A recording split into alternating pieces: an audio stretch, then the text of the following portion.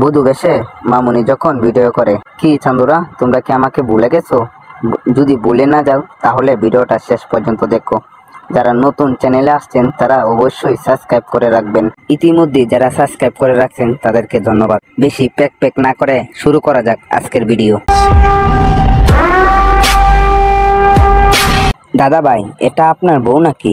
তোমার বউয়ের ডান্স দেখে তো সবাই ক্রাশ খাইছে। আপুটাকে কে কে নিয়ে ভিডিও করতে চাও কমেন্ট করো অথবা যোগাযোগ করো আমার সাথে। ভালো হয়ে যাও মাসুদ, ভালো হয়ে যাও। কি তোমার সমস্যা কি? তুমি এখানে ভাবির তো কোনো সমস্যা নাই, সমস্যা হলো আমাদের। ভাইজান একটু ভাবিকে বলেন না এভাবে কাপড় তুলে আমাদের একটু শখগুলো মিটাই দিতে। ভাবির একটু নাভিটা দেখাতে। আগে উপরের গোলা দেখাইছে আর এখন নিচের গোলা দেখানো শুরু করে দিছে। নিঃসন্দেহে তুই ঠিক কথা বলেছিস। অনেক কিছুই তো দেখলাম, চলো বধুরাতে রান্নাটা একটু দেখে আসি। ওইটার থেকে একটু বের করে দিয়ে দেও তরকারিতে, তাহলে তরকারিটা অনেক স্বাদ হবে।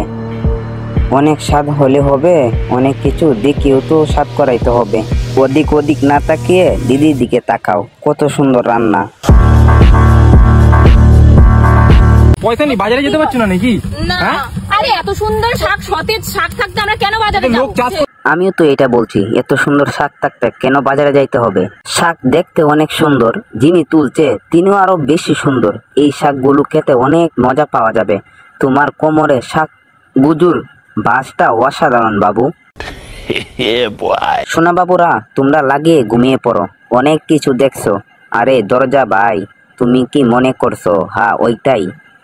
কাশফুলে ফাঁকে আমার একটা কাশকলি আছে, যেটা ঢুকিয়ে দিব তোমার। কি বলছিস? বিয়ার দিন এভাবে বউ সাজলে তো বিয়ের অনুষ্ঠানে অন্য কিছু হয়ে যাবে। ভাই বিশ্বাস করো, ও যদি আমার উপরে ফেলে আমি তো নিশ্চিত মারা যাব। ভাই বিশ্বাস করো, এর জামাই খুবই ভাগ্যবতী। বিয়ের আগেই এত বড় দোকান কেন? কিভাবে একটু বলবেন অথবা আমাদের কাছে শেয়ার করবেন।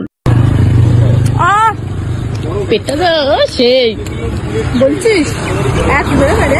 হ্যাঁ এক হবে তো। বাবু তোমার পেটটা না, তোমার অনেক কিছু সেই, সবই তো সেই। এবার মনু তুমি লাইনে দাঁড়িয়ে পড়লেই হবে, রেট কত একবার বলে দিলেই হবে। সবাই ঠিক মতো তোমাকে পছন্দ করে নেবে। ফালতু কম দেখা।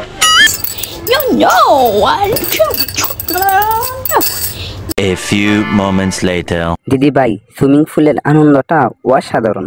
এগুলা ভাব চরিত্র দেখানো ছাড়া তোরা কখনো ভাইরাল হতে পারবি না রে মনু। দেখো গাইস, আচ্ছা ভাবি দেখতেছি, তুমি দেখাও। এখন আমাদের এই ঘুরে ঘুরে যেতে হচ্ছে, কি আর করা যাবে? ট্রেনের ব্রেক জাম হয়ে গেছে।